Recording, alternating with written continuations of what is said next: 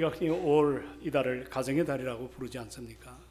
우리 교회도 어린이 주일을 지켰습니다. 그리고 노아의 가정을 통해 특별히 제가 어머니 설교를 참 많이 했지만 아버지에 대한 말씀도 전했습니다.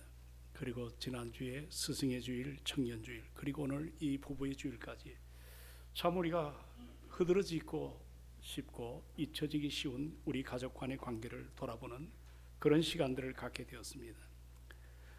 먼저 제가 좀 말씀드릴 것은 이 가운데는 부부로 살아가다가 사별하는 가정도 있습니다.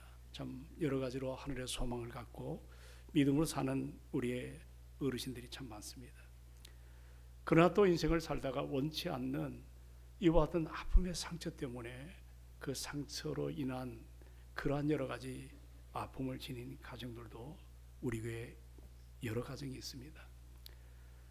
그러나 오늘 이 부부주일은 우리가 구원 이후에 우리의 삶에 대한 소망을 우리에게 말씀하기 때문에 우리가 믿음 안에 새 출발하는 관점에서 그런 모든 것들을 십자가 앞에 내려놓고 이제 다시 한번 하늘의 소망을 갖고 우리 가정에 또 주어진 아름다운 기회가 있습니다.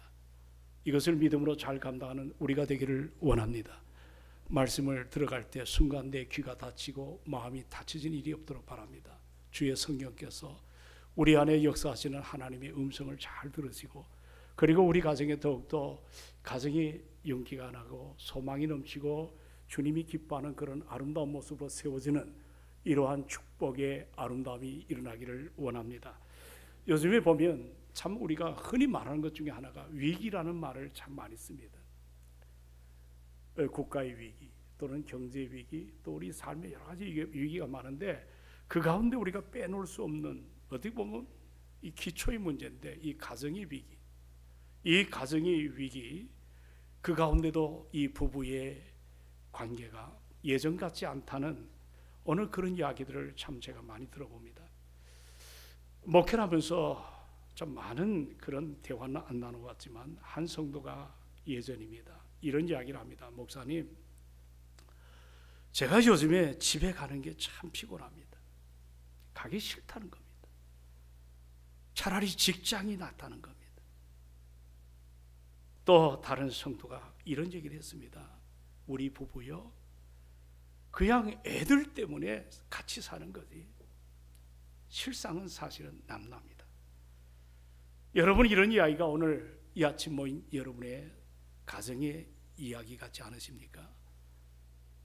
실제로 많은 부부들이 갈등 속에서 혹은 대화가 단절된 채 살아가고 있습니다. 우리에게 가장 따뜻하고 안식이 되어야 될 우리의 가정이 오히려 피난처가 아니라 전쟁터처럼 그렇게 여러 가지로 아픔의 상처들이 도지는 이런 가정이 참 많습니다. 오늘 먼저 결론적으로 말씀드리면 이 부부라는 것은 하나님이 맺어진 약속이 언약입니다. 인간이 만든 계약이 아닙니다. 계약은 얼마든지 깨질 수가 있지만 언약은 언약의 당사자가 주님이시기 때문에 그 언약에 신실하신 주님은 우리를 아름답게 이끌어 가시거든요. 그래서 성경에서 부부를 보면 마지막 순간까지 함께 있어야 될 존재입니다. 그리고 함께 있고 싶어하는 존재이어야 됩니다. 여러분, 여러분의 자녀들을 잘 보십시오. 키워놓으면 다 부모 곁을 떠납니다. 아이들이 성장하면 부모를 떠나는 거, 그게 성경에 맞는 이치입니다. 여러분, 오늘 본문도 읽었지만 창세기 2장 24절에 보면 남자가 그 부모를 떠나 그의 아내와 합하여 한 몸을 이루라는 말씀이 있습니다. 이제 우리의 자녀 성장하면, 오늘 여기 우리 젊은 친구들 성장하게 되면 결혼하면서 부모를 떠나는 그것이 성경적이고 그것이 지극히 정상적입니다. 그러나 한 몸을 이룬 부부는 인생을 마감하는 순간까지 함께 있어야 될 존재입니다. 여러분, 아프리카의 속담에 그런 메시지가 있어요. 혼자 가면 빨리 가고, 자, 혼자 가면 어떻게 해요? 빨리 가고, 함께 가면 멀리 간다는 그런 이야기가 있습니다.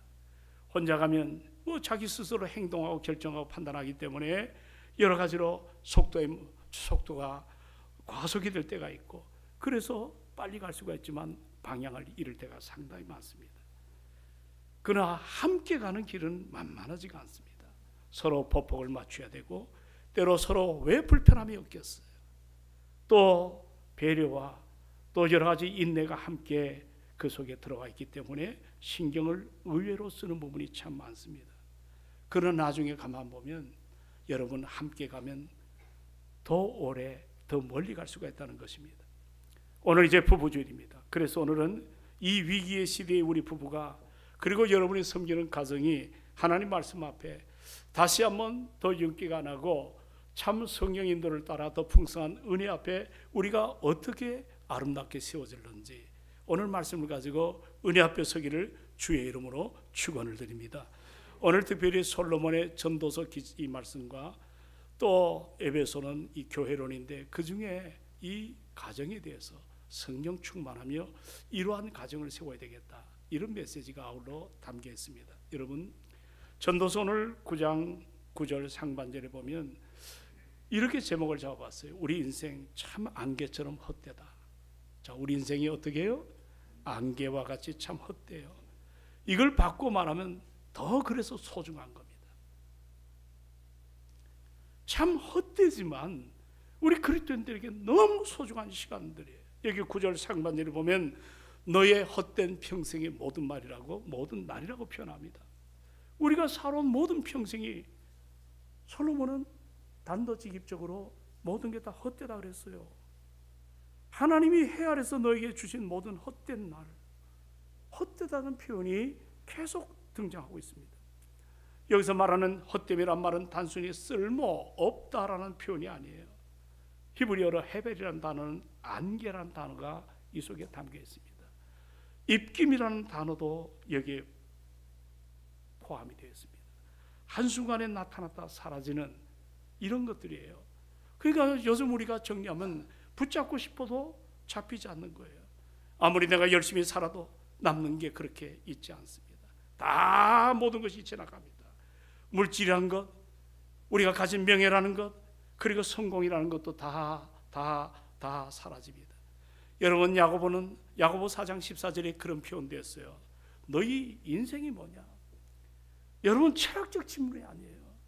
여러분 지금까지 살아오면서 여러분의 인생이 뭘 살아왔는데, 남자들은 이제 정년하지요. 여자들은 이제 나이가 들면 뭔가 모든 생체 리듬이 얼마나 달라진지 모릅니다. 우리는 그때 그냥 정신없이 살아왔지만 우리 가정을 다시 한번 돌아보며 인생이 뭔가, 그런 질문을 우리가 할 때가 있어요. 인생이 뭘까?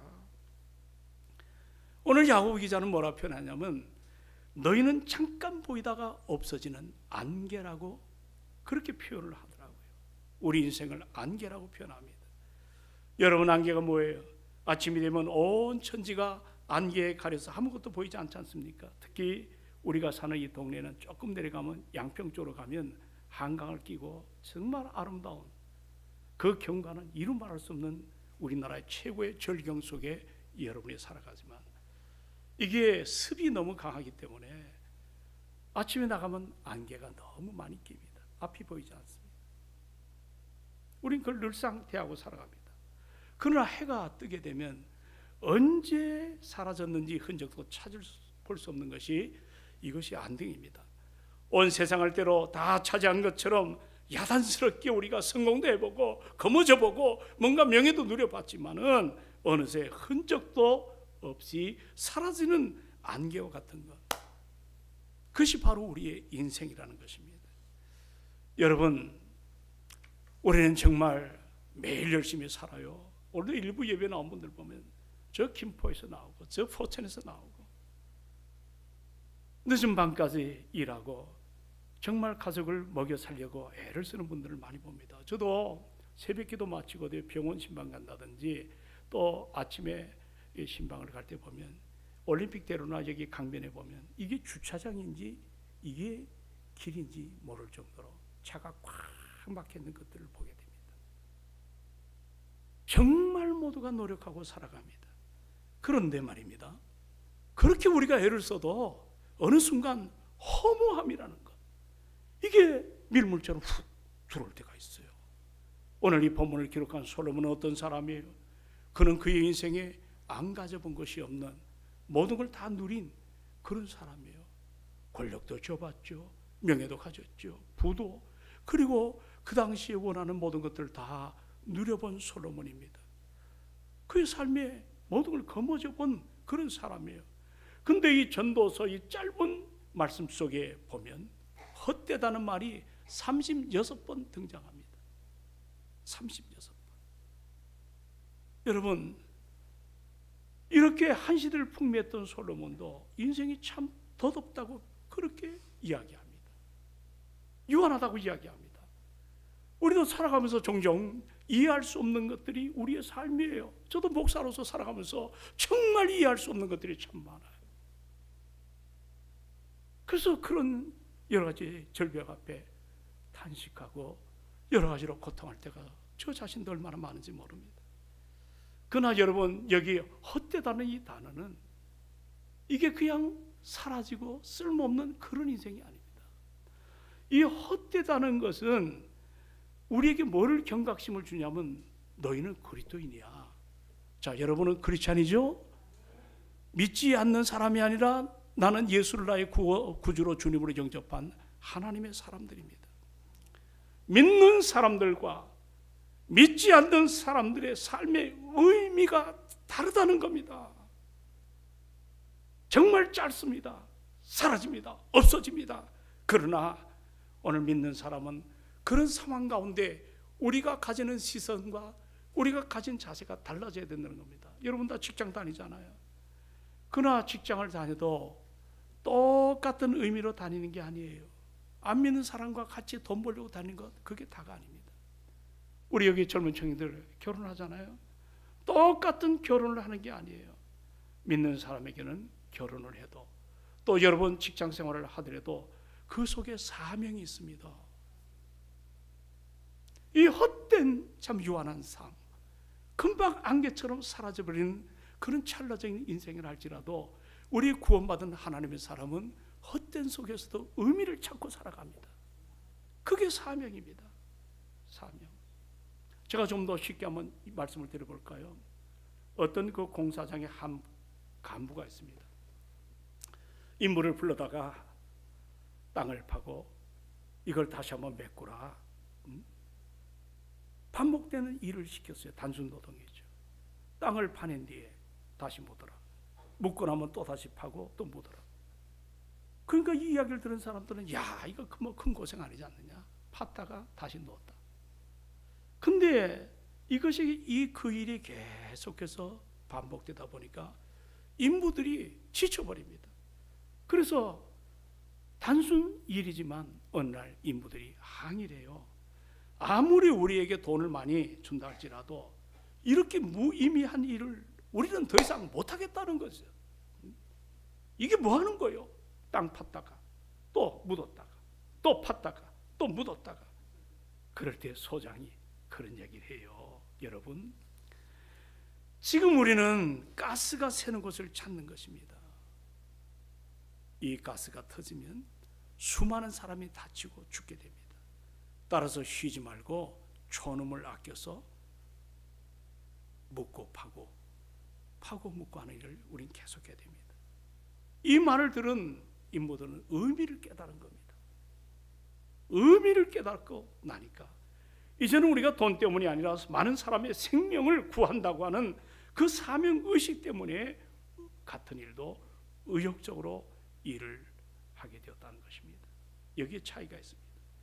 우리 예수 믿는 사람은 이 땅에 살면서 직장, 그리고 돈 벌고 결혼하고 이 모든 것들이 믿지 않는 사람과 똑같은 의미로 살아가는 것이 아닙니다. 왜 여러분 하나님께서 요즘 창세기 보잖아요. 아브라함을 그 갈대우르라고 하는 최고의 고대 문명이 아름답게 펼쳐진 거기서 왜 끄집어냈습니까? 구별입니다. 다름입니다. 오늘 동성의 모든 식구들은 구별된 하나님의 사람들입니다.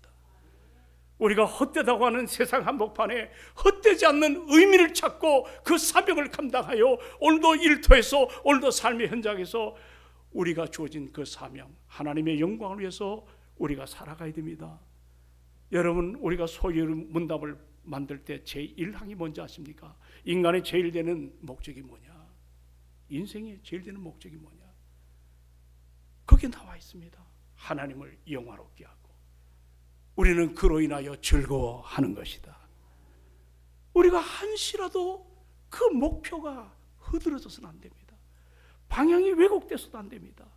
헛됩니다. 세상 주어봐야, 가져봐야, 누려봐야 영원하지가 않습니다. 이런 속에서 지금 솔로몬은 정말 헛된 인생 한복판에 우리가 진정으로 가져야 될 의미가 뭘까? 우리가 인생이라는 거 그런 것 같아요. 오늘 우리 여기 백재석 집사님, 김공식 목사님, 저 해남 분입니다. 애들 5 데리고 와가지고 참 4명이 목사님이십니다. 큰딸은 우리 교회 전도를 참 많이 했습니다. 역 가까운 청량리 한 교회 권사님이십니다. 제가 자주는 아니지만 1년에 한두 번 통화도 해봅니다. 자녀들이 정말 은혜로 잘 자라 주었습니다. 양 장로님은 인품이 워낙 훌륭하십니다. 우리 동성교를 믿음으로 이렇게 은혜 가운데 여기까지 잘 감당했던 어르신들, 이제 세월이 지나니까 연세도 들고 여러 가지로 이제 옛날 같은 예전의 그런 모습이 아닙니다. 참 우리 인생이 너무 짧은 것 같아. 그러나 우리가 이 짧은 인생 가운데 특별히 부부주의를 맞이해 가지고 우리가 하나님 앞에 우리에게 맡긴 가치 있는 일, 열매 맺는 일에 우리 모두가 가정의 달에 좀 최선 다하기를 주의 이름으로 축원을 드립니다. 솔로몬은 여기서 멈춘 것이 아닙니다. 헛되다고 하는 것으로 못 오는 것이 아닙니다. 마지막 전도서 12장에 가면 헛된 인생 가운데 헛되지 않는 삶은 하나님을 영화롭게 해드리는 겁니다. 그러기 위해서 우리 주님이 창세기에 에덴을 개설하시고 거기에 가정을 세우지 않았습니까? 아담과 하와가 그들이 창조된 피조물의 첫 작품입니다. 그들을 보시고 얼마나 기뻐했는지 모릅니다. 우리 부부는 헛된 인생 속에 부부로 살아갈 때 우리가 즐겁게 살아가야 되는 것입니다. 오늘 이 본문에 나와 있잖아요. 9절 중반절에 보니까 이것이 하나님의 명령이에요. 따라합시다. 사랑하는 아내와 함께 즐겁게 살지어다. 자, 어떻게 싸워요? 어떻게 살아요? 즐겁게 산다고 합니다. 이 말은 여러분 의지적 선택을 담은 메시지거든요. 우리가 이 얘기는 이렇게 표현하고 싶어요. 내가 기분이 좋을 때, 내 감정이 업할 때, 그때 즐거움 그거 다 할 수 있습니다. 여러분 그런 모습이 아니라 즐겁지 않은 상황 속에서도 하나님의 명령은 즐거운 삶을 살라는 거예요. 여러분 가정은 항상 부부가 한번 따라합시다. 기뻐해야 된다. 사랑해야 된다. 즐겁게 해야 된다. 요즘 어때요? 여러분 가운데 부부로 여기 계신 분들 어떻습니까? 요즘 부부 함께 있어도 외롭습니까? 외롭지 않습니까? 예? 왜 저를 안 쳐다보고 땅만 쳐다봅니까? 같은 집에 살아도 대화가 없습니다. 소통 불통입니다. 웃음이 사라져 버렸습니다. 근데 하나님께서 말씀하십니다. 즐겁게 살라. 따라합시다. 즐겁게 살라. 그것이 너의 수고의 보상이라고 말씀합니다. 아무리 여러분 밖에서 고달프고 힘들어도 가정이 천국이 돼야 되지 않습니까? 제가 옛날에 이 얘기를 참 많이 했어요. 어느 날 꼬맹이가 교회 학교에서 천국에 대해서 설명을 했는데 얘가 도대체 이해가 되지 않는 거예요. 천국이 현실도 다 받아들이지 못하는데. 그래서 아빠가 소파에서 신문 보는데 꼬맹이가 왔어요. 교회 학교 학생이거든요. 아빠 왜 천국이 어떤 것이에요? 아빠가 조금 생각하더니, 자 여기 주목하십시오. 조금 생각하더니 뭐라고 얘기하냐면, 얘야 우리 집이 천국이란다. 그러니까 이 꼬맹이가 고개를 끄덕끄덕하면서 맞아 그러고 나가더랍니다.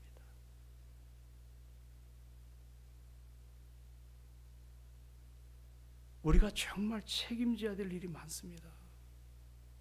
즐겁게 산다는 것은 단지 엔조이, 재미있게 쾌락적인 단어가 아닙니다.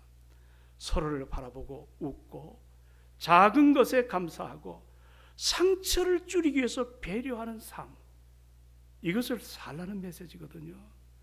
그런데 사실 문제 앞에 살아가지만 현실에서 이게 참 쉽지가 않아요. 우리가 때로 일에 치입니다. 노력한 만큼 결과가 주어지지 않습니다. 우리 특히 여기 새로 이제 가정을 꾸린 여러분들, 아이를 돌보고 여러 가지로 경제의 이 걱정 속에 살아가는 것이 만만하지가 않습니다. 부부간의 즐거움이 아니라 함께 희망으로 새 출발했는데 나중에 짜증이 나고, 더 이상 이 짜증 앞에 감정이 오바가 되면 싸움도 나고 상처가 될까 봐 침묵합니다.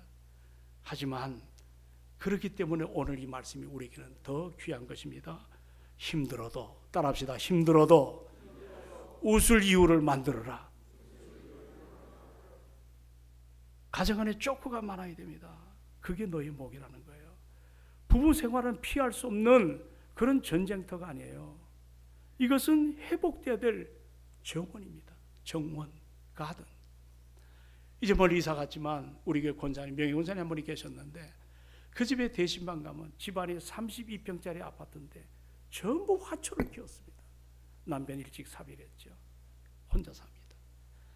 그런데 아침 일찍 새벽기도 마치고 신방 가면 항상 하는 것이 같이 나갑니다. 그분 출근길 가고 뭐라 얘기하면 화초에게 인사를 합니다. 나 오늘 갔다 올 테니까 잘 지내. 어디에다가요? 화초에다가. 그리고 제가 볼 때는 아주 못난이에요. 근데 못난이는 뽀뽀를 해줘요. 나 잘 갔다 올게. 꼭 가정의 애들을 대화하다. 저는 그것을 참 흔치 않은 모습을 봤기 때문에 화원이에요. 작은 아름다운 천국이에요. 일상이 무료하지가 않아요. 우리 부부들은 전쟁터가 아닙니다. 회복돼야 될 가든 정원입니다. 하나님이 싸우라고 부부를 주신 것이 아니에요. 함께 웃으라고 부부를 주신 줄로 믿으시길 바랍니다. 요즘 이 부부에 대해서 좀 알아보려니까 에피소드가 얼마나 많은지 모릅니다. 그런데 우리 부부가 20대가 다르고 30대, 40대 그 이상 자꾸 달라져요. 그런데 나이가 먹을수록 달라지는 게 많은 게 있지만 그 중에 아주 특별한 것이 하나 있습니다. 잠자리가 달라진다고 합니다. 뭐가 달라져요? 잠자리. 20대는 꼭 포개가지고 잡니다.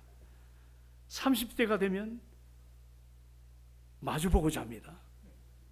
40대가 되면 천정을 바라보고 잔답니다. 둘이. 어딜 바라봐요? 40대. 50대는 등 돌리고 잔답니다. 60대는 각방 써요. 다른 방에 자고 70세가 되면 어디서 자는지 모른답니다. 부부가 나이가 들며 점점 사이가 멀어지고 있는 이런 에피소드 풍자한 유머 아니겠어요? 함께하며 더 행복하게 하라고 부부를 짝지으셨는데 점점 외딴 섬처럼 고독에 대한 오늘 이런 모습으로 살아간다면 대화가 끊기고 침묵하고 가정이지만 뭔가 소통이 안 되면 이건 우리 하나님의 뜻을 거역하는 것입니다. 그리고 자꾸 갈등에 여러분들이 극단적인 생각 회개해야 됩니다. 좀 더 이럴 때는 십자가의 주님을 붙들고 은혜 앞에 서야 되지 않겠습니까? 여러분 잠언에 보면 5장 17절 이하에 보면 그 물로 내게만 있게 하고 타인으로 더불어 그것을 나누지 말라. 부부의 정결성을 우리에게 이야기합니다. 너의 셈으로 복되게 하라 말씀합니다. 네가 젊어서 취한 아내를 즐거워하라 그랬어요. 그는 사랑스러운 암사슴 같고 아름다운 암노루 같으니 너는 그 품을 항상 족하게 여기며 그 사랑을 항상 연모하라고 말씀합니다. 오늘 사랑하는 남편 여러분들이요, 아내는 여기 보니까 뭐라고 표현했냐면 암사슴. 따라합시다. 암사슴, 암노루. 그렇게 느끼라고 그렇게 살라고 그랬는데 요즘 암사슴처럼 여기나요? 암 노릇처럼 여기나요? 암 돼지같이 느끼는 분들이, 예? 심각한 문제입니다. 이게 문제입니다. 가정 밖에서 자꾸 즐거움이 일어나니까 외도가 일어납니다.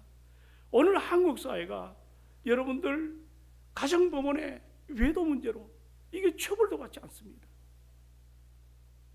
심각할 정도로 많습니다. 이게 얼마나 불행한지 모릅니다. 우리는 정결한 예수 그리스도의 신부임을 믿으시기 바랍니다. 그러므로 부부로 살아가는 여러분들은 정말 그런 고마움과 감사하는 마음이 필요하죠. 저는 오늘 이 설교를 준비하면서 그런 생각을 해봤습니다. 가정의 행복이라는 것은 마치 식물을 기르는 것과 비슷합니다.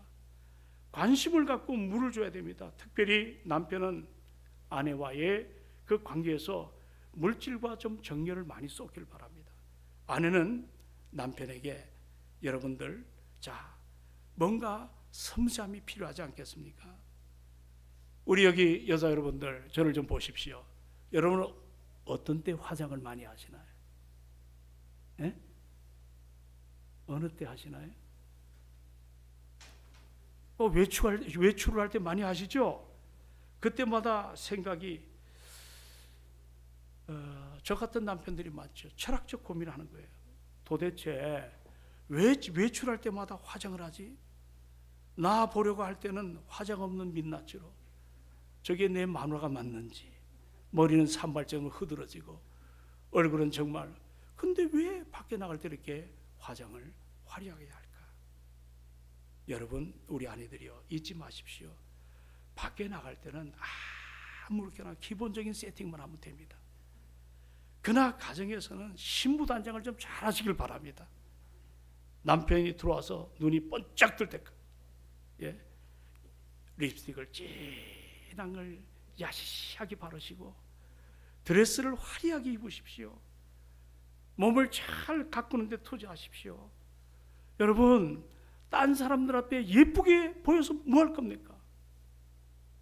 남편도 마찬가지예요. 우리 아내를 위해서 아내를 기쁘게 하고, 얼마나 남편 하나만을 바라보고 한 생을 살아오지 않았습니까? 우리는 동업자가 아닙니다. 우린 동역자요, 동행하는 사람들이에요. 부부가 동업자는 뭡니까? 뭔가 뜻이 맞아가지고 의기투합해서 어떤 이익 산출을 해서 필요할 때 그걸 동업이라래요. 그러나 이익 산출이 무너지고 여러 가지로 우리가 모든 것들을 데이터를 내볼 때 뭐가 안 되면 동업자는 깨져버립니다. 계약은 무너집니다. 그러나 여러분, 동역자는 다릅니다. 파트너입니다. 함께하는 것입니다. 우리는 이걸 동행이라고 합니다. 여러분, 동행이라는 건 참 아름답습니다. 이 동행은 방향이 분명하고 목표가 분명할 때 그 길은 힘이 들어도, 그 길이 어려워도 잘 헤쳐나갈 줄로 믿습니다. 그런데 참 놀라운 사실은 우리 예수님이 승천하시고 나서 우리에게 주신 선물, 성삼위 하나님이시죠. 성령님. 성령님을 우리에게 보내주셨는데 그 성령의 별명이 뭔지 아십니까? 성령이 보혜사, 예? 파라클레토스. 이 말은 뭐냐면 파라클레토스, 내 곁에서 나와 함께 하시는 분이거든요. 우리 성령님은 오늘 내가 거듭나면 바로 내 안에 계셔서 우리가 천국 가는 그 순간까지, 그 이후도 마찬가지지만 항상 우리를 은혜로 이끌어 가십니다. 동행자로 우리를 약할 때 강하게 하시고, 우리 넘어질 때가 얼마나 많아요. 예? 남편도 넘어질 때, 아내도 여러 가지 힘들 때, 그때마다 정죄하고 판단하고 의심하는 것이 아니라 허물을 덮어줄 줄 알고 사랑으로 끌어줄 줄 알고, 알고도 모른 척하고, 아멘 합시다. 그냥 세상에 못된 그런 유튜브나 이런 걸 보고 그냥 무조건 갈라서는 것이 능사라 생각하는 것은 우리가 예수를 믿는 사람답지 못한 아주 약한 모습입니다. 주님, 내게 뜻이게 있어서 이런 남편을 주셨고 이런 아내를 주셨다, 이런 자세를 가지고 믿음으로 잘 감당하기를 주의 이름으로 축원드립니다. 왜 우리의 시선을 한 데 팝니까? 왜 다른 데 팝니까? 끝까지 사랑해 주십시오. 부족하지만 허물을 덮어주시길 바랍니다. 오늘 이제 에베소 넘어옵시다. 여기 여기 보시면 함께 보겠습니다. 자, 아내는 하나님의 선물이라고 표현합니다. 그리고 여러분의 인생의 목이라고도 표현합니다. 자, 우리 9장 9절을 보십시오. 여기 보면 다 같이 한 번 더 읽어봅니다. 자, 9장 9절에 자, 한 번 더 보십니다. 시작. 내 헛된 평생의 모든 날 곧 하나님이 해 아래서 너에게 주신 모든 헛된 날에 내가 사랑하는 아내와 함께 즐겁게 살지어다. 그 다음입니다. 자, 크게 시작. 그것이 내가 평생에 해 아래서 수고하고 얻은 너의 뭐라고 표현했죠? 목이라는 단어를 체크하십시오. 제가 히브리어를 잘 못하지만 헬렉이라는 히브리어인데 이 말은 우리 하나님이 제비 뽑듯이 딱 내게 유일하게 주신 분깃, 기프트 선물이에요. 유일하게 주셨다는 단어, 목입니다. 잠언 18장 22절에 보면 아내를 얻은 자는, 따라합시다. 아내를 얻은 자는 복을 얻고 하나님께 은총을 받은 자리라. 옆에 분들 가만 보세요. 내가 고르고 골라서 골랐다고 생각하지만 아니에요. 하나님께서 선택하신 것임을, 부부는 그 선택의 열매임을 우리가 알아야 될 줄로 믿습니다.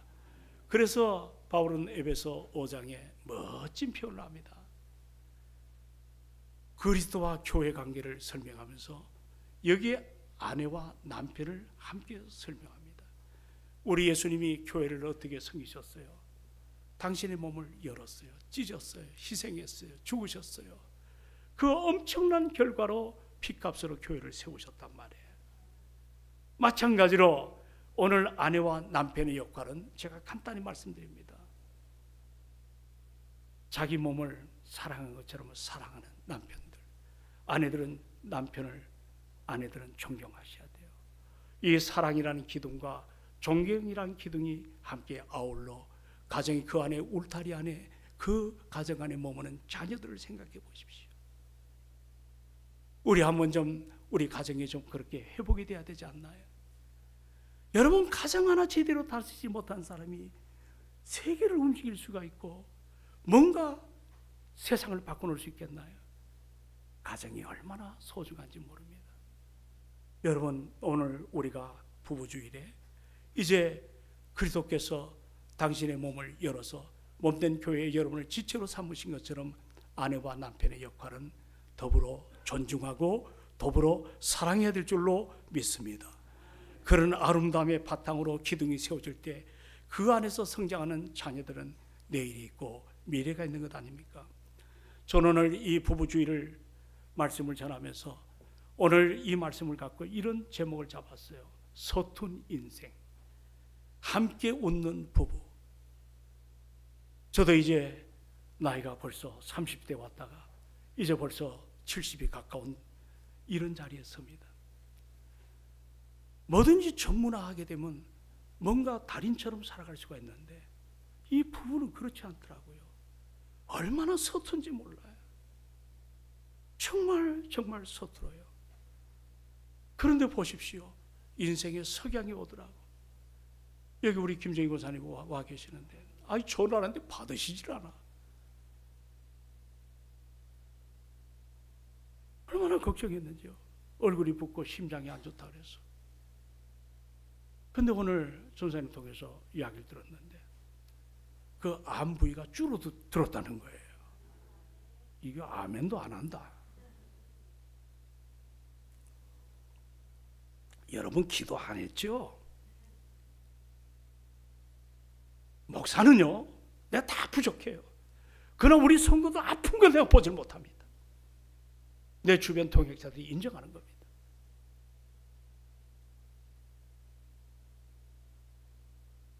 우리 교우가 지금 암에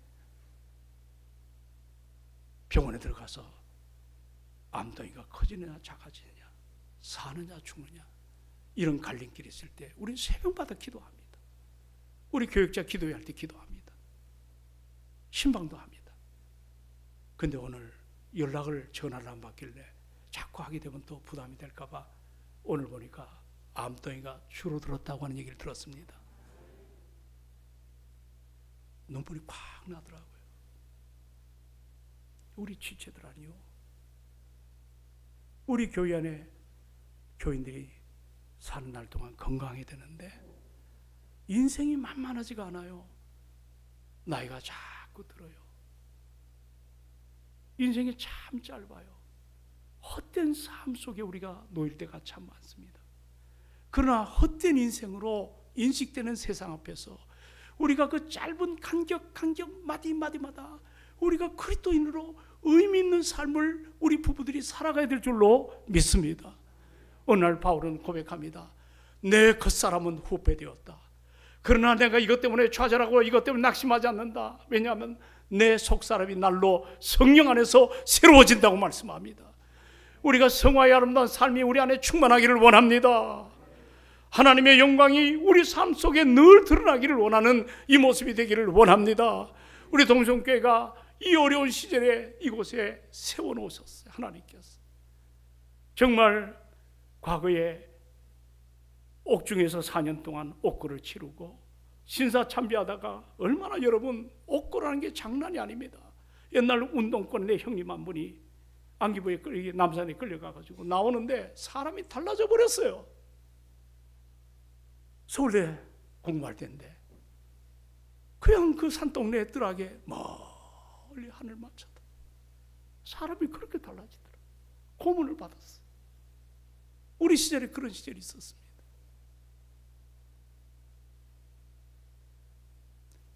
옥고를 4년 동안 치렀습니다. 우리나라 지금도 법을 걸레처럼 만들어놨는데 옛날에 제헌국회의원들이 뭘 배웠겠습니까? 그러나 그 법을 잘 만들어서 그 법으로 많은 세월을 지내오지 않았습니까? 우리 교회 목사님이 그 일을 감당하신 것입니다. 우리 교회를 왜 자랑하지 못하고 엉뚱한 데를 생각합니까? 말 한마디라도 우리 교회 참 좋은 교회다. 우리 교회 부부들이 아름답게 살아간다. 배나 존중하고 허물을 덮어줄 줄 알고 예수 그리스도의 사랑으로 함께 나눌 줄 아는 이런 축복의 통로, 우리 부부도 그렇게 살다 보면 닮아갈 줄로 믿습니다. 말씀을 정리합니다. 오늘 이 설교 가운데 이미 사별하신 가정도 있습니다. 갈라서야 할 수밖에 없는 삶의 상처를 안고 사는 분도 계십니다. 그러나 우리는 이 가정의 달을 맞이해서 우리가 예수를 믿는 삶으로 부름받은, 바로 내가 부름받은 사명자라고 하는 사실을 알 때 우리의 과거의 어떤 삶도 십자가 앞에 맡기시고 오늘 이후의 미래의 삶이 하나님께 맡기며 아름다운 그리스도 예수의 향기를 가정이 드러내기를 주님의 이름으로 축원합니다. 그래서 살 만나는 가정, 서투른 인생이지만 오늘 함께 웃는 부부, 제가 이야기를 하고 마치겠습니다. 얼마 전에 노사연 씨가 불러서 알려준 바램이라는 노래가 있습니다. 이 동네에 살았던 임영훈 씨가 크게 불러서 히트친 노래입니다. 그 가사의 내용은 다른 것이 아닙니다. 사랑한다, 정말 사랑한다, 그 말을 해준다면 나는 사막을 걷는다 할지라도 꽃길이라고 생각한다. 우린 늙어가는 것이 아니라 조금씩 익어간다. 마지막 노랫말에 우리는 늙어가는 것이 아니라 조금씩 익어간다. 좀 더 우리 모두가 성숙한 그리스도인으로서 우리 남은 여생 그리스도 예수의 향기를 바라는 아름다운 부부가 되기를 주의 이름으로 축원합니다.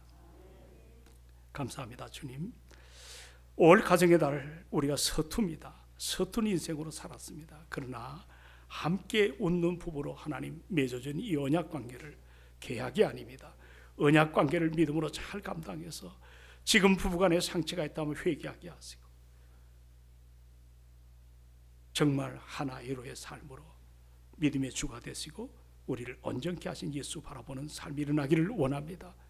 주님도 완전하지만 내 모습이 서툴 때 너 싫어, 너 자녀 아니야 하지 않습니다. 끝까지 돌봄이 있고 치료가 있고 회복이 있습니다. 우리 가정이 좀 풍요로워지기를 소망합니다. 아버지 하나님, 오늘 주신 말씀 깊이 기억하게 하시고 헛된 인생 속에 의미 있는 삶을 살게 하시고 즐겁게 인생을 살게 하시고 참으로 목이라는 단어 아름다운 열매입니다. 이 아름다움이 우리 가운데 넘치게 하여 주옵소서. 예수님의 이름으로 기도하옵나이다. 아멘. 아멘.